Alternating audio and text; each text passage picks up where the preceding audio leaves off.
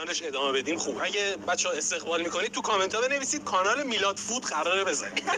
خب تا شما دارید کامنت میذارید و احتمالاً دارید فوش میدید، اینو بهتون بگم که این بوباش، این بابل تیاش، این تیله هاش، این پشکل رنگی ها، اینا هیچ کدوم خوشمزه نبود. یعنی اصلا مزه ای نداشت، انگار که مثلا داشتی خاک ژله‌ای میخورد. فقط یه چیز ژلاتینی بود که هیچ مزه ای واقعا نداشت و این تبلیغ فیک.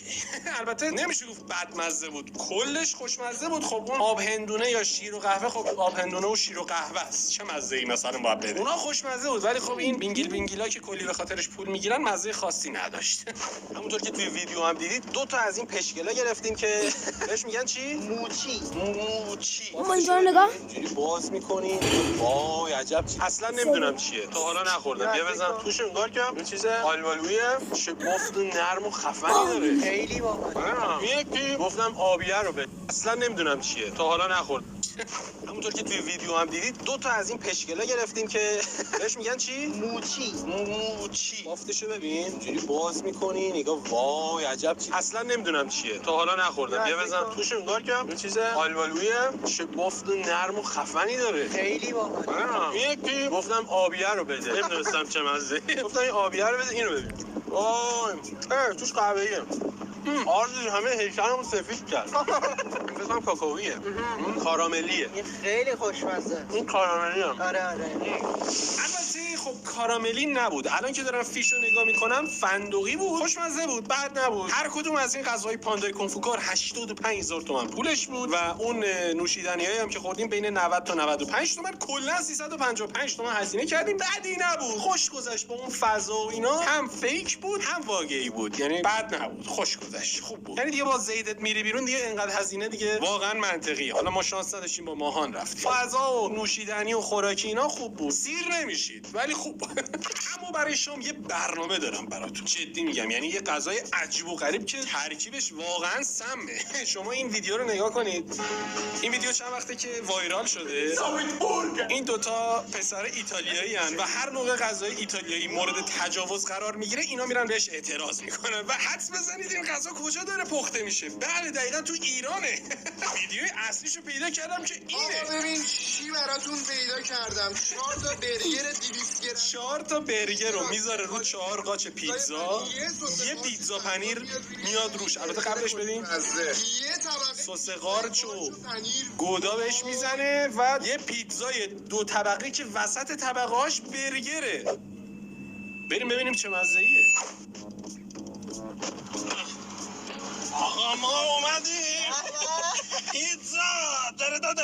آقا من اینو تصمیم گرفتم که بیام تو ماشین بخوریم به خاطر اینکه معذب بودم از صبح همش توی رستوران و جای شلوغ و اینا بودیم. همش من خواستم داد بزنم نمیتونستم. شاید ظاهرم نخوره ولی من واقعا خجالتی ام بچه‌ها. یعنی از جمع و اینا اصلا یه جوری اینجوری هم. ولی خب الان دوتایی 1 2 آجی واقعا 2 طبقه پیتزاه. نگاه کنی پیتزا برگر بود اسمش. آره. خیلی قاچاش گنده است، اینو من نمیتونم. این زیر هر قاچش یه دونه برگر آخه، برای همین. ببین نگاه.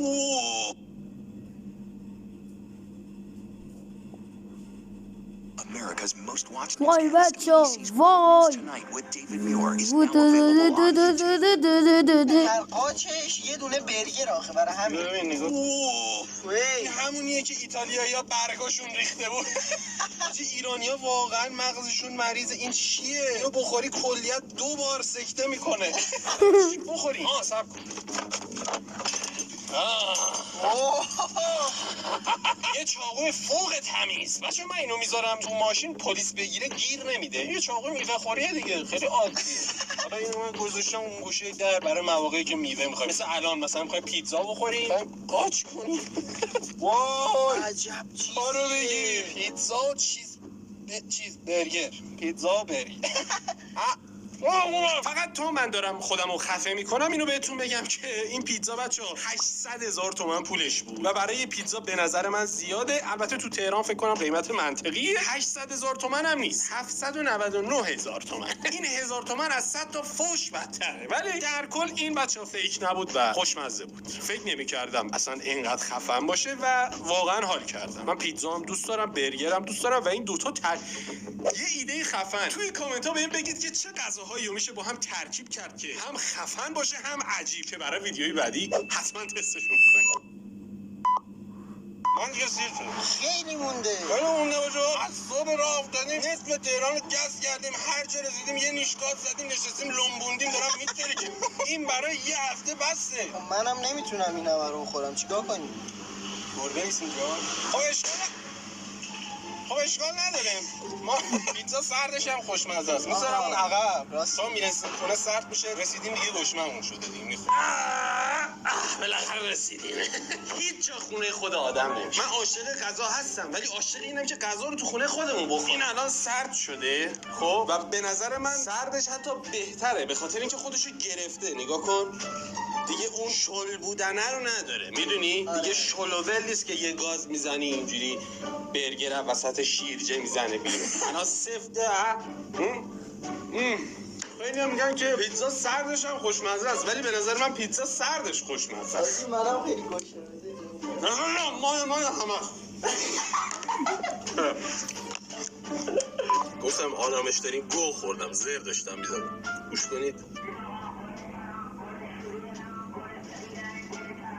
کوری کلم نمیخواید؟ خب بچه‌ها مرسی که تا اینجا ویدیو رو دیدید. حتما ویدیو رو لایک کنید، چنل رو سابسکرایب کنید، زنگوله پایینش هم بزنید که هر وقت ویدیو آپلود کردم سریع با خبر بشی. تا ویدیو دیگه پیتزا.